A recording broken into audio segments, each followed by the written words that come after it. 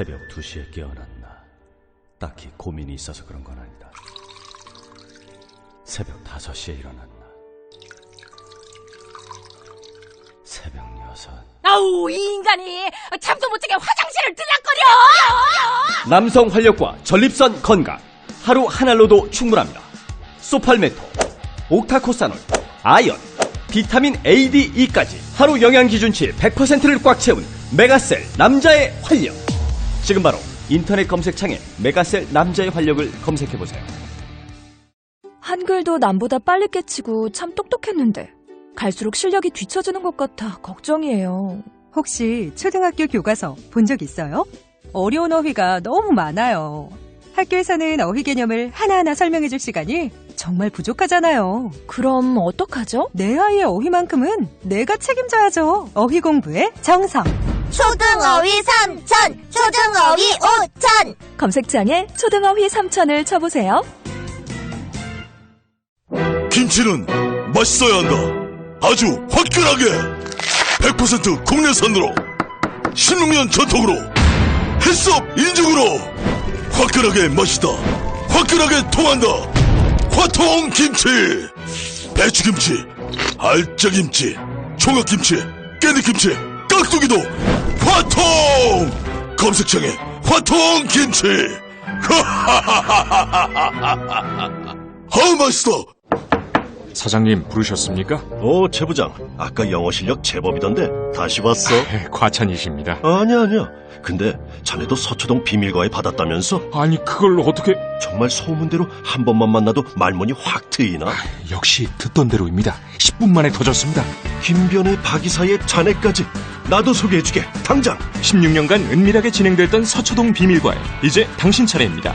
지금 바로 검색창에 스피킹 솔루션을 검색하세요.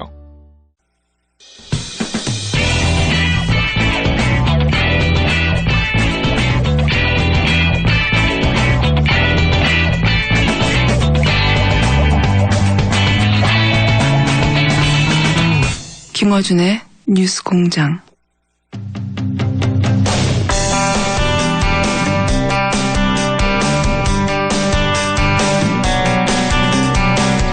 어제 이낙연 국무총리 후보자의 인사청문회 첫날 다른 의원들과는 다르게 정책 능력 검증에 주력했던 의원이 한 분 계십니다. 바른정당 김용태 의원 전화 연결해보겠습니다. 안녕하세요, 의원님. 안녕하십니까, 김용태입니다. 네. 어제 청문회를 못 보신 분들을 위해서 어떤 말을 하셨는지 저희가 몇 가지 음성을 준비했거든요. 일단 이거 듣고 인터뷰 이어가겠습니다. 잠시만 기다려 주십시오. 근데 제가 잘 이해가 안 가는 게 이렇습니다. 공공기관부터 정규직화한다면 거기 들어가는 돈 당연히 나라 돈이겠지요. 공공기관은 정규직할 때 나라 돈을 쓰면서 민간기관은 그럼 민간 부분에 대해서도 무언가 이 정부가 어떤 역할을 해야 되지 않겠습니까? 논리적으로 본다면 어떻습니까? 최저임금 인상 부분도 그렇습니다. 최저임금을 올렸을 때 실제로 가계소득이 증가되느냐에 대해서 우리가 실증적 검토가 필요할 것 같습니다. 자, 이거 외에도 이제 여러 가지 말씀을 하셨는데, 예. 기존 인사청문회가 이제 대부분 그 개인 자격 신상, 도덕성 위주의 검증을 했었는데, 어제는 이렇게 이제 총리, 후보자의 정책 부분을 집중적으로 물어보셨어요? 예. 의원님, 전화기를 코에서 좀 멀리 떼주십시오. 예, 알겠습니다. 예. 네. 죄송합니다. 우선 이런 기조로 청문회에 임하신 이유부터 좀 들어볼까요? 예. 사실 문재인 정부 출범이 인수위가 없었기 때문에 예. 지금 빨리 조각을 해야 합니다. 예. 이것은 여야를 가릴 계제가 아니죠. 따라서 우리 이낙연 총리 후보자가 큰 흠결이 없다면 예. 빨리 이 청문 절차를 끝낸 다음에 총리가 대통령한테 장관들 제청을 해야지 조각이 되지 않겠습니까? 예. 저는 그런 차원에서 그냥 자질구레 이 지연 말단을 보는 게 아니고 이 신상 문제에서 커다란 문제가 없다면 총리의 능력이 되느냐 안 되느냐만 살펴보는 게 가장 중요하다 생각해서 정책 검증에 주력했습니다. 그러니까 듣고 보면 굉장히 상식적인 접근인데 그런데 이제 여태는 그런 분이 없었다 보니까 총리로서 국정 수행 능력이 있느냐 이런 거잖아요. 질문의 요지는. 그렇습니다. 예. 그러면 어제 인사청문회 첫날 끝나고 나서 일단 총평을 해보시자면요. 이낙연 총리 후보자는 네. 이 정치인 경력도 있을 뿐만 아니라 이 도지사를 했기 때문에 예. 전반적인 종합 능력도 있습니다. 정책 종합 능력. 예. 능력 면에서는 어제 청문회에서 보여주신 것을 봐서는 총리직을 수행하는데 큰 문제가 없겠다는 게 아마 그 총평이었던 것 같고요. 네네. 일부 야당 의원들이 제기했던 신상 문제에 대해서도 일부 문제가 있었던 것도 있었지만 과연 그것이 그 총리 수행하는 데 있어서 결정적인 하자이냐 이것까지는 제가 못 미친 거로 판단하고 있습니다. 문제가 다소 있었지만 낙마할 정도의 결정적 하자는 아니라고 보신 거네요. 총평을 하시자면. 일단 어제까지는 그랬고요. 오늘 추가로 다른 문제가 드러날지는 모르겠지만 일단 어제까지는 총리직을 수행하는데 큰 문제가 있는 것은 아니다라고 하는 잠정적인 결론을 갖고 있습니다. 알겠습니다. 어제 제가 이제 청문회 하시는 거 듣다가 정책 능력을 검증하는 접근 자체가 이제 신선해서 제가 인터뷰를 요청했는데 의원님이 생각하시는 바른정당이 표방해야 할 보수는 어떤 겁니까? 어떤 거길래 이런 스탠스를 취하신 건지 일단 그것부터 설명을 좀 해주십시오. 보수와 진보는 입각점과 지향점이 분명히 다릅니다. 네. 따라서 대립하고 경쟁할 수밖에 없겠지요. 그런데 사실 지금까지 보수와 진보는 정상적인 대립과 경쟁을 한 게 아니라 네가 죽어야 내가 산다 라고 하는 뭐 아니면 도식 사생결단을 했습니다. 지금 여당이 된 민주당이나 다음에 야당이 된 우리 자유한국당이나 바른정당 경우에 솔직히 이러한 사상결단식 대립에서 자유로웠다는 사람 아무도 없을 겁니다. 근데 저는 이번 문재인 정부 인사에서 가장 주목해서 보는 분이 경제부총리로 내정된 김동연 부총리 내정자입니다. 네. 이분께서는 이명박 정부, 박근혜 정부에서 최고의 경제관료를 했습니다. 네. 이분이 문재인 정부 초대 경제부총리를 아마 수락한 이유는 관직 욕심이 때문 아닐 겁니다. 이분이 아마 내정된 일성으로 대한민국 구조개혁의 마지막 기회다. 놓치면 나라가 정말 어려워진다. 저는 그 심정에 절대 동의합니다. 따라서 그러니까 진보가 단지 자기들이 옳다고 하는 것만 밀어붙이는 방식이 아니라 이 합리적인 보수와 서로 대화하고 타협하고 주고받으면서 이 일을 끌어나갈 수만 있다면 저희로서는 문재인 정부에 협조 못할 이유가 없다. 저는 따라서 문재인 정부가 단지 진보가 아니라 개혁 진보를 표방한다면 우리도 단지 보수가 아니라 계속 개혁 보수를 표방해서 서로 타협하고 주고받으면서 서로의 가치들을 녹여낼 수 있는 그런 그 입장을 갖고 있습니다. 그러니까 의원님이 생각하시는 바른정당이 취할 보수는 여태까지 이제 대결만 하는 게 아니라 타협하고 대화할 점이 있으면 충분히 협조할 수도 있다. 그렇게 나가는 게 맞다 이렇게 생각하시는 거군요. 그렇습니다. 그런 차원에서 이제 인사청문회도 임했고요. 저희 바른정당으로서는 그것이 나라에 도움이 되는 일이라면 설령 저희들 입각점과 지향점에 일부 차이가 있다라고 하더라도 이 문재인 정부하고 대화하고 타협하도록 하겠습니다. 알겠습니다. 굉장히 신선한 답변인데 김동연 부총리 인사에 대해서 이제 평가하셨으니까 또 궁금해지는 것이 문재인 정부의 다른 인사들은 어떻게 평가하십니까? 긍정적으로 평가한 인사와 이거는 내 마음에 속 들진 않는다 이렇게 구분해 보자면요. 일단 많은 언론에서 지적하듯이 파격과 탕평이 문재인 대통령의 인사의 내용이었던 것 같은데요. 저는 긍정적으로 평가합니다. 칭찬에 인색할 필요가 없을 것 같고요. 네. 이제 다만 인사 곳곳에서 서로 간에 갈등의 요소들이 있는 것은 보입니다. 예를 든다면 경제 컨트롤 타워가 네네.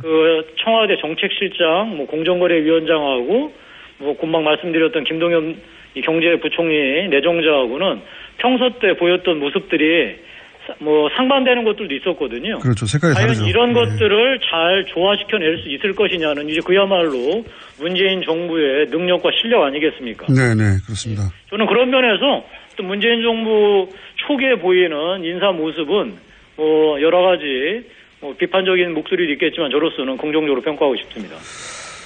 알겠습니다. 그러면 어제 질문하신 내용에 대해서 조금 더 자세히 여쭤보겠습니다. 어제 공공기관, 저희가 이제 오디오로도 잠깐 내보냈습니다만, 공공기관 비정규직 문제에 대해서 질문을 하셨어요. 왜 이 질문을 하셨고, 그리고 의원님 생각하시는 어떻게 해법을 낸다고 생각해서 이 질문을 하신 건지. 예, 지금 공공기관이 한 350개 정도 되는데요. 네. 이익을 내는 곳이 한 110개 정도 된다고 그럽니다. 예. 그러면 이 이익을 내는 곳이 자기들이 실력이 좋아서 이익을 내느냐? 아닙니다. 거기가 그 영역 자체가 독점적이거나 돈을 많이 벌 수밖에 없는 그런 영역이라는 거죠. 그래서 당연히 지금 현재 정규직의 평균 임금도 1억 원에 육박할 정도로 아주 좋습니다. 즉 금수저 공공기관이죠. 네네. 근데 이 정규직도 이렇게 많이 받고 있는 판에 여기부터 비정규직도 정규직화 해준다는 것은 그러니까 다른 공공기관들, 적자를 내는 공공기관들, 그런데 다른 적자를 내는 공공기관을 또 살펴보면 이 사람들이 원래 실력이 없어서 적자를 내느냐? 그렇지 않습니다. 이 지역 자체가, 공공기관 자체가 그 공공성을 띠기 때문에 이익을 내지 못하거나 적자를 내더라도 운영하는 것이기 때문에 이런 차원에서 본다면 공공기관부터 그 비정규직을 정규직 한다면 저는 공공기관을 전체 통으로 묶은 다음에 어차피 나라 돈이 들어가는 거니까요. 네. 그런 방식으로 접근하는 게 맞다고 생각을 하고요. 다음에 그 비정규직의 정규직화 문제의 가장 핵심은 사실 정규직화보다는 비정규직과 비정규직의 차별을 어떻게 줄일 것이냐가 더 중요하다고 생각을 합니다. 네. 같은 일을 하면서 이 임금 격차가 너무나 현격하게 나기 때문에 사람들이 결국은 이 정규직화에 목을 메고 있는데요. 저는 오히려 더욱더 중요한 것은 이 차별을, 정규직과 비정규직의 차별을 줄여나가고, 그다음에 이 모든 일들이라는 게 잘 안 될 때도 있으니까 그럴 때를 대비해서 이 기관이나 민간 회사에 기본적인 자율성을 주는 방식으로, 그다음에 나라는 이들이 혹시라도 일자리를 잃게 되면 실업수당을 충분히 주면서 이 구직 기회를 다시 만들어주는 이런 소위 그 사회적 안전망을 만들어내는 이 총체적인 방식으로 접근을 해야지 그저 당장 이익 내는 공공기관부터 이 비정규직을 정규직화 해준다는 것은 자칫 잘못하면 서로 간에 이해관만 조성할 뿐만 아니라 비정규직의 본질적인 문제점들을 해결하는데 실패할 것이라는 우려 때문에 문제 제기를 했습니다. 알겠습니다. 보수 정치인으로서 해법을 나름 제시하면서 그런 질의를 하신 거네요. 이런 방향으로 나가는 게 맞지 않냐고. 예, 그렇습니다. 네. 예. 아니 이런 부분에 대해 서로 대화하고요. 타협할 수 있으면 타협하는 게 아까 말씀드린 대로 개혁 진보, 개혁 보수의 길이라고 생각합니다. 알겠습니다. 이렇게 노동 유연성도 제고하면서 기업 부담 덜어줘야지 비정규직 문제를 그런 방식으로 접근해야 된다. 제가 보기에는 보수 정치인으로 당연한 접근 방식인 것 같은데, 물론 상대 쪽에서는 임금의 차별만 있는 게 아니고 직업의 안정성, 지속성 문제도 있기 때문에 다른 해법도 나올 수 있는데, 여하간 총리 내정자에게 이런 접근 방법에 대해서 어떻게 생각하냐고 질의하신 거죠, 말하자면. 예, 그렇습니다. 예, 네. 예. 근데 제가 답변도 들었는데 총리 내정자가 아직 여기에 대해서는 원론적인 차원에 아마도 제가 보기에는 그동안 해왔던 대로 신상검증만 준비하신 것 같아서 답이 충분하지는 않았던 것 같아요. 그렇죠? 근데 아마 이 총리 후보자께서도 이에 대해서 자기만의 입장을 갖고 계실 겁니다. 왜냐하면 그 도지사를 하기 위해서는 우리 도정하는 데 있어도 정규직 비정규직 문제 여러 가지 이런 것들이 실질적으로 본인이 당면하지 않았겠습니까? 저는 다만 어제 그 총리 후보자께서 평소 성품대로 매우 그 신중하고 무게 있게 이제 답변을 하시느라 아마 직답을 피하신 것 같은데요. 저로서는 우리 총리 후보자께서 만약에 총리가 되신다면 그 정부 내의 이견을 조율하는 것뿐만이 아니라 국회 야당과 의견을 조율하는데 중요한 역할을 하셔야 하기 때문에요. 저는 그런 면에서 우리 총리 후보자께 큰 기대를 걸고 있습니다. 외무부 장관 내정자 강경화 후보 같은 경우에 오늘 입국도 했고 화제도 많이 됐는데 이 인사에 대해서는 어떻게 평가하십니까? 일단 유리천장을 깼다는 데에서는 저로서는 놀랬고 매우 신선했습니다. 그리고 바른정당에서도 입장을 냈는데 현재 가장 당면한 북핵 문제에 대해서는 경험이 없지 않느냐, 우려스럽다라고 하는 입장을 내기도 했는데요. 저로서는 좀 다른 시각을 갖고 있습니다. 저는 일단 우리 강경화 내정자가 유엔에서 국제무대에서 워낙 잔뼈가 굵은 경험이 있기 때문에 저로서는 어차피 북핵 문제가 이 남북 문제가 아니라 국제 문제이기 때문에 국제 공조로 풀어나가야 한다는 차원에서 저는 의미 있는 인사라고 생각하고요. 다만 지금 드러난 몇 가지 신상 문제에 대해서 저는 이것이 과연 장관직을 수행하는 데 결정적 하자가 될지는 아마 청문 과정에서 이제 드러날 겁니다. 네. 저는 그것이 장관직을 수행하는 데 결정적인 하자가 아니라고 한다면 능력면에 있어서는 강경화 후보자께서 나름대로 제대로 일을 수행할 수 있지 않을까 그렇게 생각합니다. 다만 이것은 제가 그쪽 해당 상임위 의원이 아니기 때문에 저의 사견임을 밝혀둡니다. 꼼꼼하십니다. 한 가지만 더 여쭤볼게요. 정책과 관련해서는 어제 질의하신 것 관련해서는 이제 최저임금 관련해서 최저임금을 이제 1만 원까지 언제까지 올리겠다 이게 이제 공약인데 그런데 이제 이렇게 되면 자영업자의 경우에 오히려 자영업자의 이익은 감소할 것이다. 이런 지적을 하셨어요. 답변을 듣지 못했는데 이 문제를 지적하신 이유와 지적하실 때는 나름의 해법을 가지고 지적하신 것 같은데 이 문제에 대한 입장은 어떠십니까? 일단 외람되지만 제 지역구 얘기를 해야 되겠습니다. 제 지역구는 서울에서 서민들이 가장 밀집해서 사시는 동네입니다. 네. 그리고 자영업자 비율도 매우 높고요. 우리나라 통계를 보면 최저임금을 받으시는 분들이 소위 종사하는 업종이 대개 50% 이상이 5인 미만, 아니면 최대 늘려봤자 9인 미만 사업장들의 이 임금 근로자들이십니다. 예. 그걸 자세히 뜯어보면 우리 공단에서 있는 작은 공장들 아니면 식당, 편의점 이런 데에서 근무하는 분들이거든요.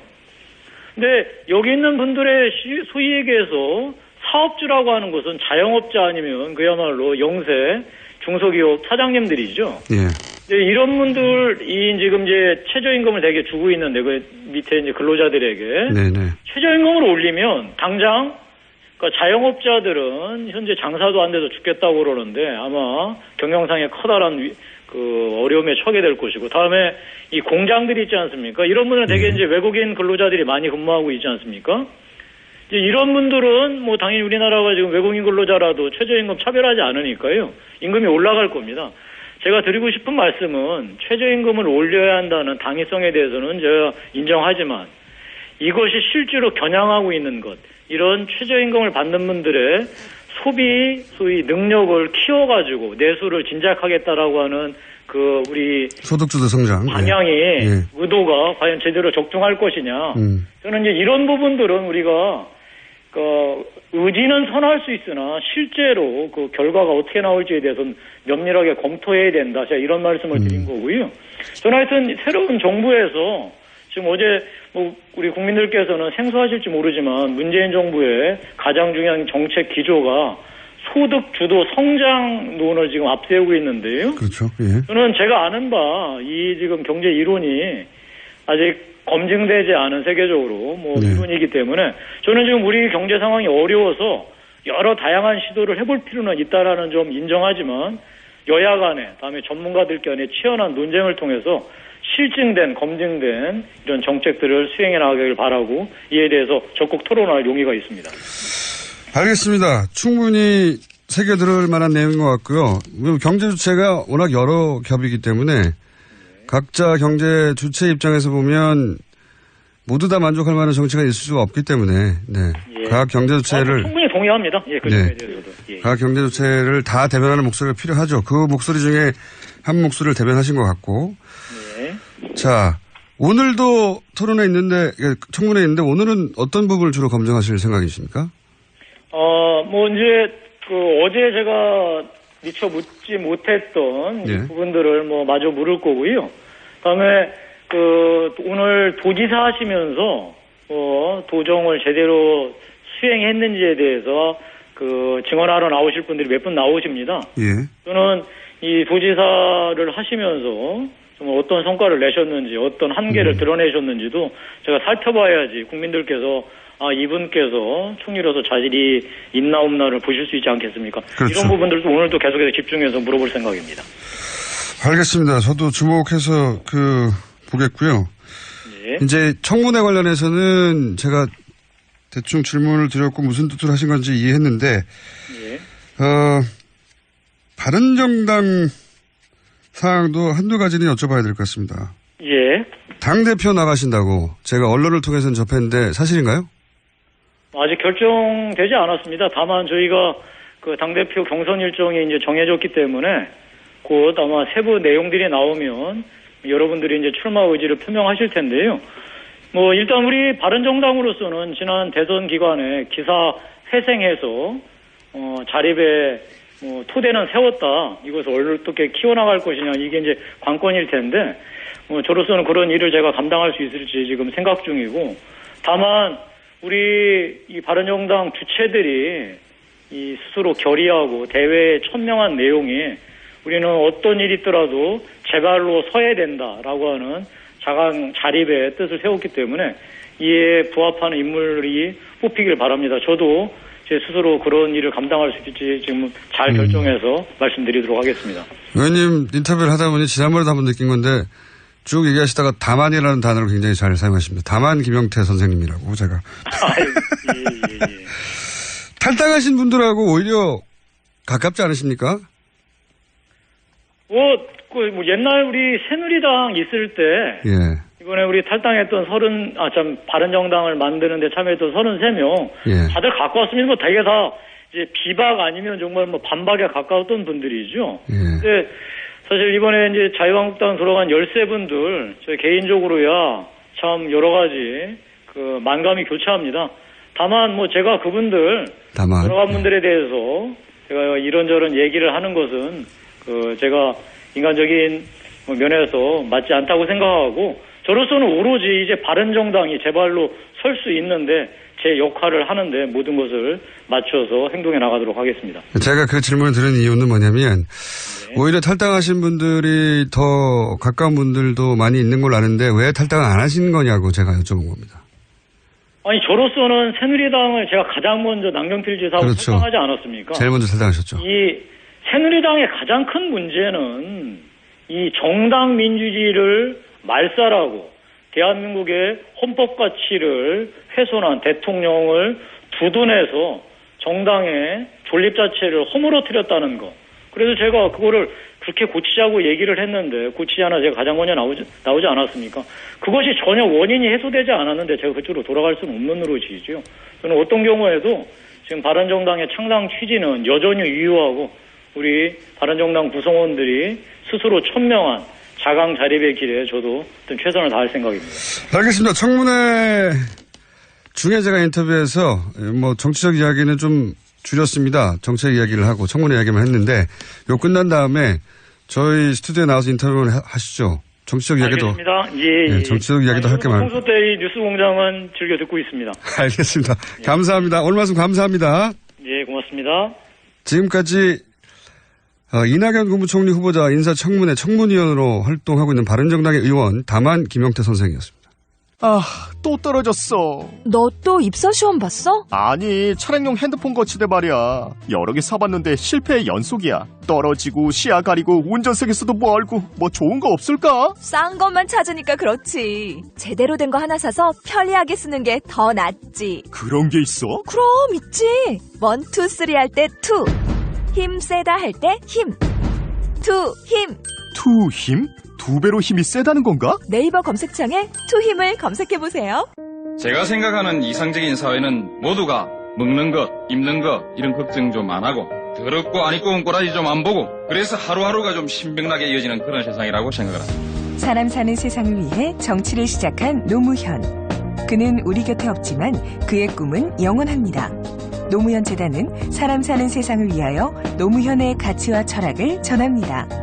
노무현 재단의 후원 회원이 되어주세요. 1688-0523.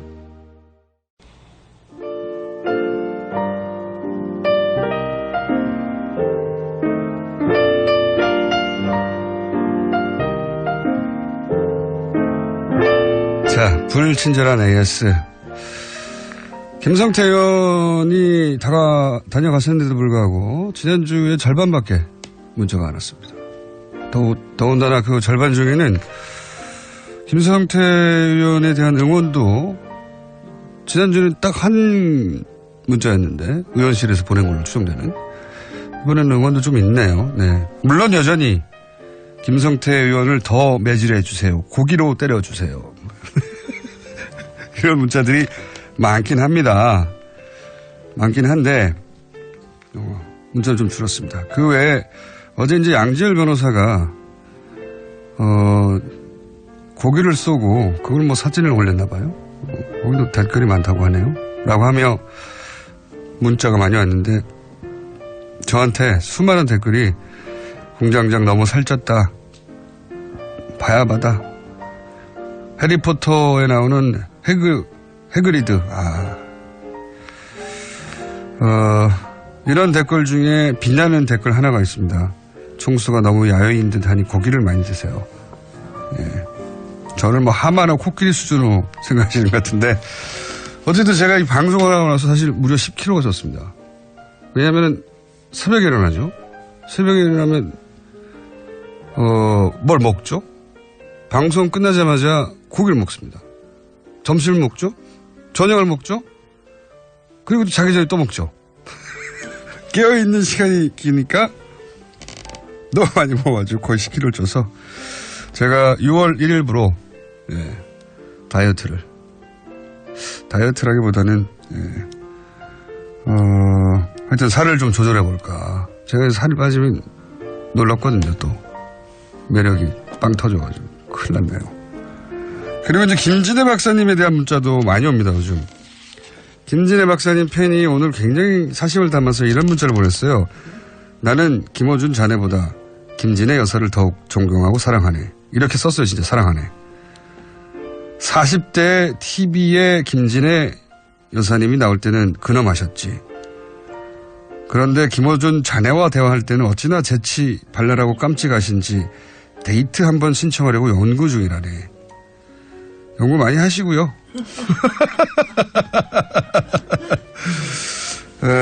맞습니다. 굉장히 재치발랄하고 깜찍하시고, 예. 그리고 직접 보시면 아시겠지만 아주 패셔너블합니다. 이분이. 예. 완전히 나이를 잊게 하는 패셔니스타라는 걸 아시게 됩니다. 자, 여기까지 하고요. 오늘 김재희 박사님이 시간 길이가 좀 됩니다. 예. 그래서 오늘 그동안 사실 시간 부족하다고 그렇게 항의를 많이 하셨거든요. 김진애 박사님의 시간을 늘려달라고.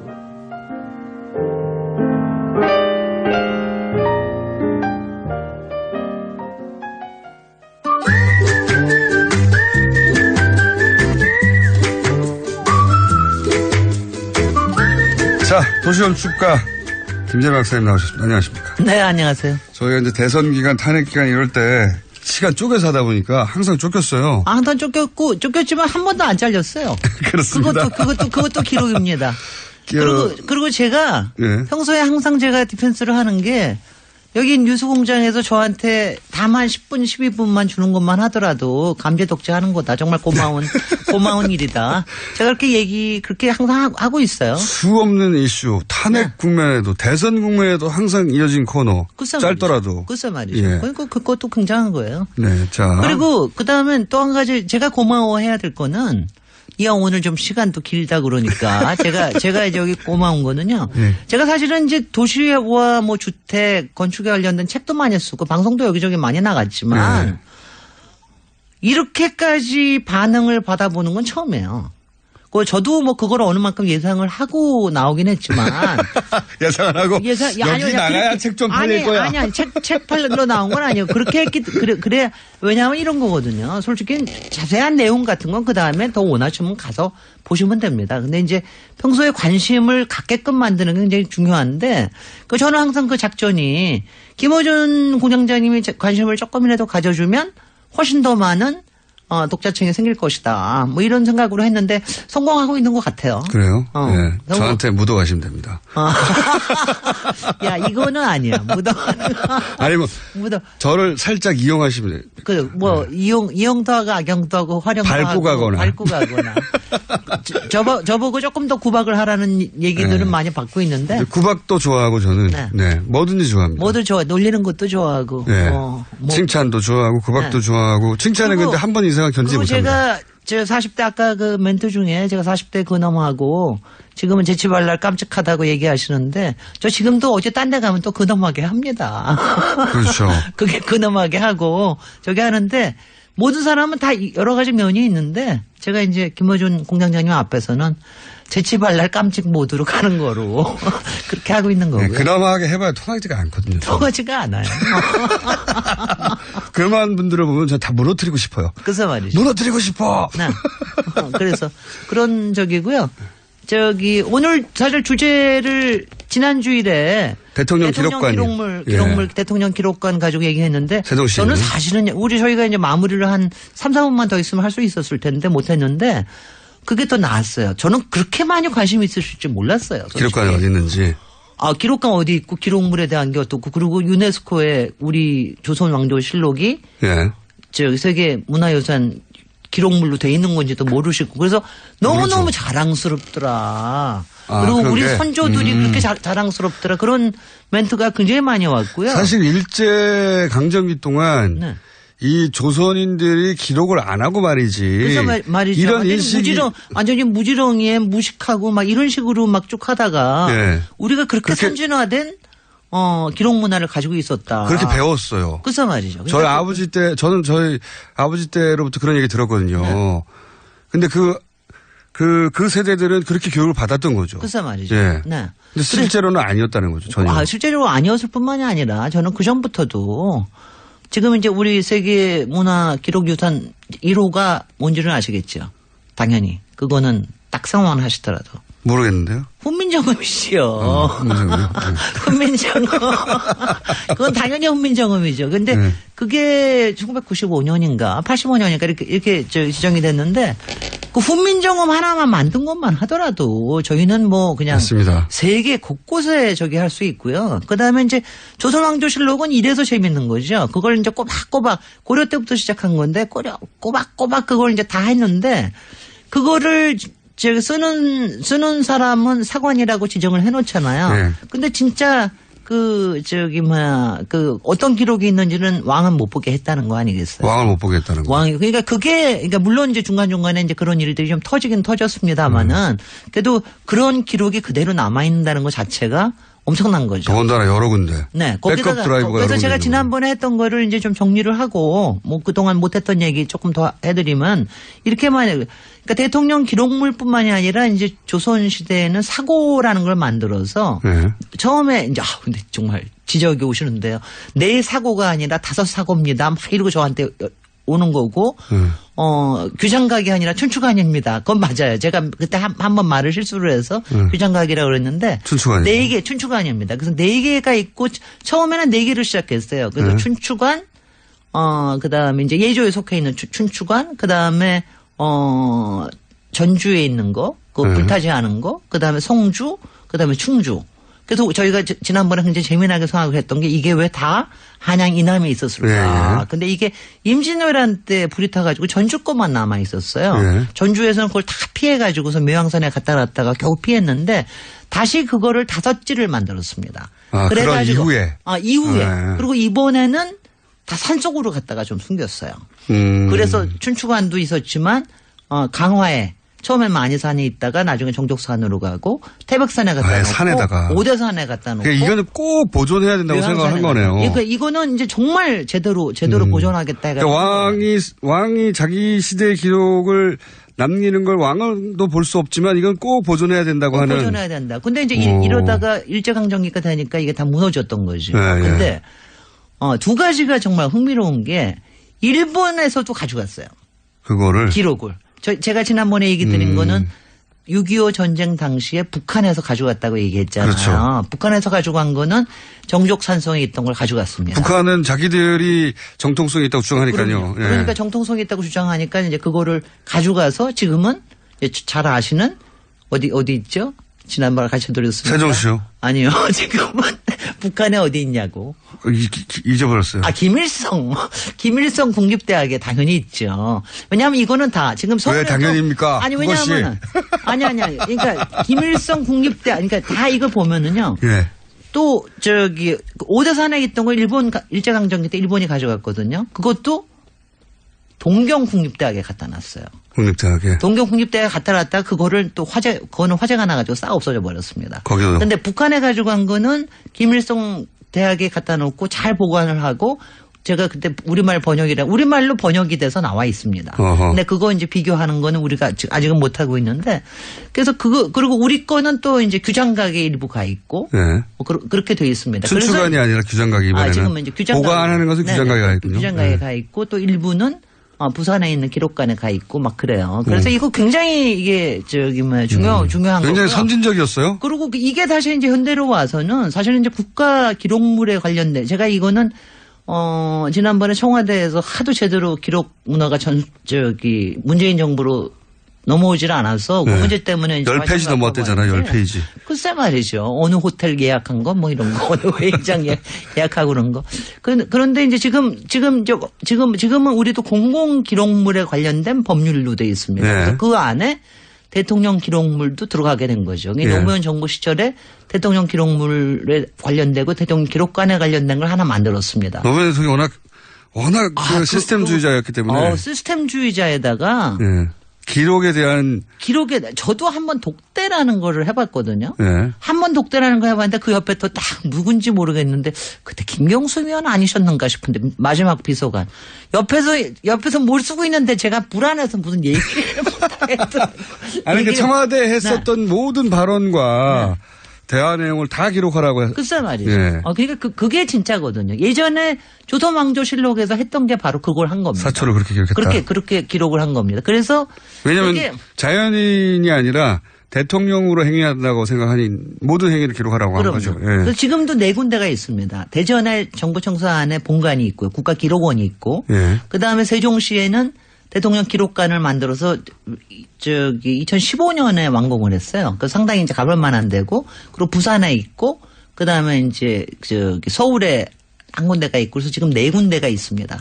근데 이제 제가 여기서 그러니까 2가지만 더 얘기를 드리고 싶은 게 왜냐면 앞으로 기록물에 관련된 게 굉장히 중요한 거기 때문에 대통령 기록관이 지금 세종시에 만들어진 게 있잖아요. 네. 그게 영구적으로 다 거기다 수용하지는 못할 거 아닙니까? 앞으로 계속 늘어날 거니까. 2030년까지만 수용하게 돼 있어요. 참 재밌지 않아요? 2030년만 앞으로 대통령 한 2-3번만 나오면 끝이에요. 그렇잖아요. 수용 한계가? 수용 한계가. 네. 처음부터 더 크게 짓죠. 아니 근데 그렇게 크게 지금도 굉장히 커요. 그래요? 그래서 이제 그 다음에는 글쎄요. 어떻게 할지 지금도 기록에 나와 있는 거 보면은 이명박까지로 끝나 있거든요. 네. 박근혜는 아직 들어와 있질 않은데 어떻게 될지 모르겠어. 그래서 그러고 나면 또 하나 그 다음 단계로 어딘가로 넘어갈지도 모른다는 거 한 가지. 그거는 저희들 참 고민을 해야 될 일이고 그다음에 또 하나를 제가 좀 얘기를 드리고 싶은 게 지금 이 공공기록물에 관련된 게 지방기록물도 포함이 되거든요. 근데 우리나라에서는 지금 이제 대통령 기록물에 대한 관심은 굉장히 뜨거워졌고, 네. 그다음에 다른 공공기록물에 관련된 것도 그렇게 뜨겁지는 않습니다. 가령 예컨대 지금 4대 강에 대해서 알고 싶으면 옛날 기록물들 봐야 되는데 그런 것들이 제대로 보관이 돼 있는 거냐 잘 모르잖아요. 돼 있을 리가 없죠. 그러니까 그런 부분들에 대한 거. 그다음에 지방에 관련된 기록물은 지금 전무 상태입니다. 법에는 돼 있어요. 지방정부 관련된. 지방정부 관련된 거. 네. 예를 들면 도지사가 만든 도지사가 만든 것뿐만이 아니라 모든 솔직히 우리 민생에 관련돼 가지고 결정되는 것들은 다 기록으로 남아야 된다. 차원에서 무슨 위원회를 통해서 만들어지는 게 많잖아요. 네. 그러니까 그것들이 지금 전혀 되고 있지 않다라는 거. 이거는 좀 문제 제기를 해야 되고요. 더군다나 이거는 공간의 문제가 아니라 모든 거 요새는 다 전자로 될 수 있기 때문에 그렇죠. 이 기록에 대한 거는 조금 더 체계적으로 했으면 좋겠다. 문재인 정부에게 앞으로 더 숙제를 바라겠습니다. 네. 자. 또 딴 거 질문하시고 싶어 하시는 것 같아서 제가 여기까지만 합니다. 아니, 기록관, 이제 건물로서의 기록관을 말씀하시다가 이제 그 기록관이 해야 하는 기록에 대해서 말씀하신 거고, 그 다음에 이제. 그다음에 한 가지가 또 재밌는 게 있어요. 예. 제가 옛날 춘추관이라고 그랬잖아요. 춘추관에다가 사초를 보관한다고 그랬잖아요. 지금은 춘추관이 이름이 뭔지 아시죠? 모릅니다. 언론관이에요, 지금은. 그러니까 청와대 춘추관 그러면 거기 기자들이 있는 거예요. 언론관으로 바꿨어요, 그걸? 그러다 국회에서도, 아니죠. 그러니까 뜻을 춘추관이라고 하는 거죠. 제 뜻은 뭐냐면은, 언론이라는 거 하는 거는 사초를 만드는 그런 정신으로 해야 된다는 뜻을 제가 강조하고 싶은 거예요. 언론 비판이시네요. 그러니까 그게 춘추관, 그러니까 지금의 춘추 역할을 하는 게 언론에서 하고 있다라는 거. 그 어원을 좀 굉장히 좀 깊이 생각해 주셨으면 하는 생각이 듭니다. 도시건축이 전공이시면 그 의원이실 때는 4대강 저격수였잖아요. 그럼요. 모르시는 분들도 있을 수 있는데 그때는 비례대표였기 때문에 눈에 잘 안 띄었습니다. 잘 안 띄었지만 거의 매일 4대강에 대해서.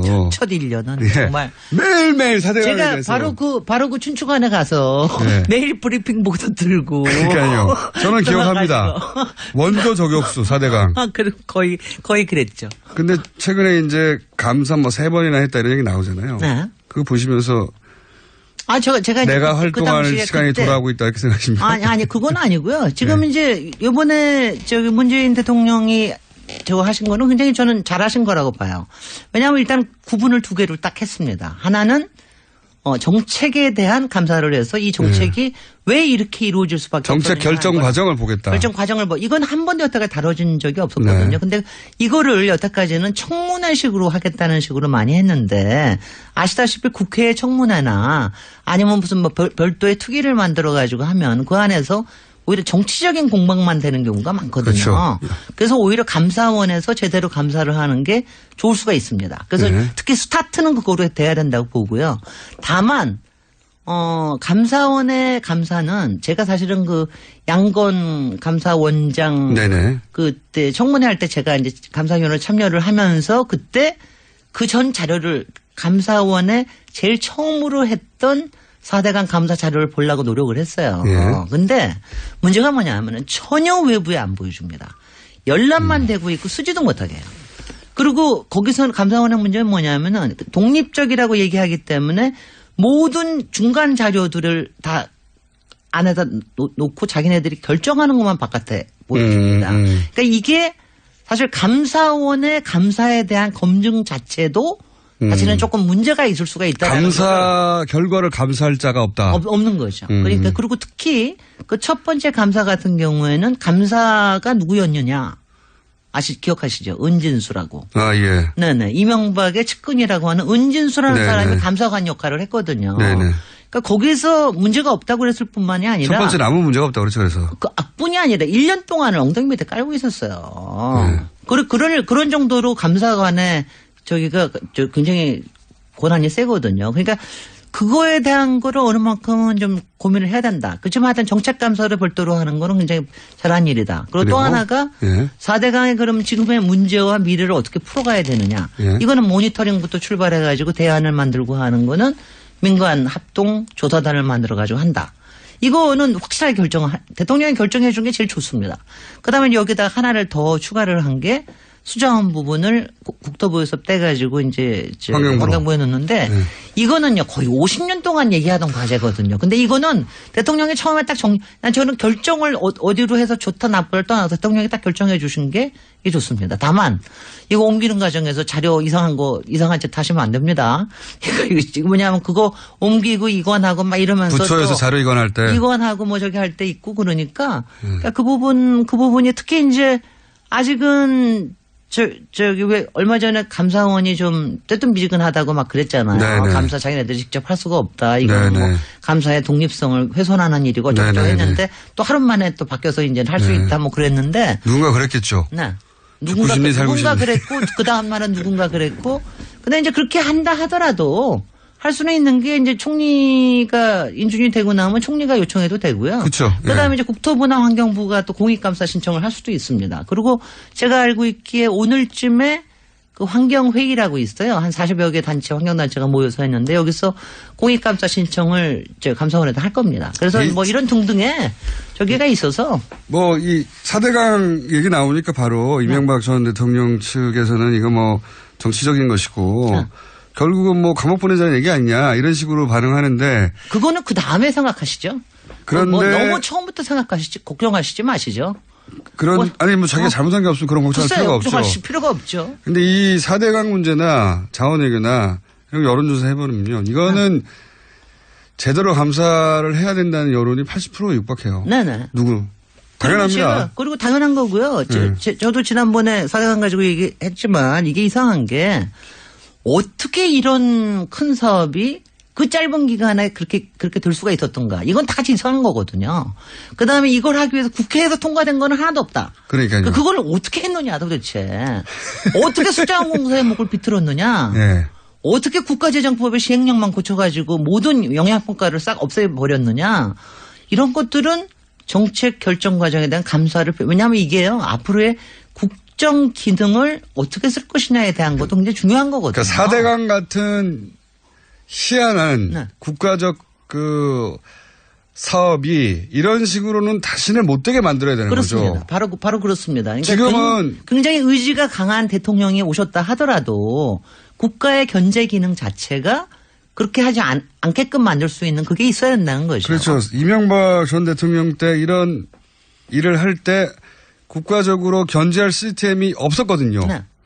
그걸 만들어내야 되는 거죠. 그렇습니다. 그 실수를 되짚어가지고. 그래서 그때 가령 국회라든가 또 공정거래위원회라든가 감사원이라든가 이런 데서 그리고 온갖 학술기관에서 어떻게 이걸 했느냐. 이거를 이제 알겠습니다. 봐야 되는 거죠. 김진애 박사님이었습니다. 저는 김원준이었습니다. 내일 뵙겠습니다. 안녕!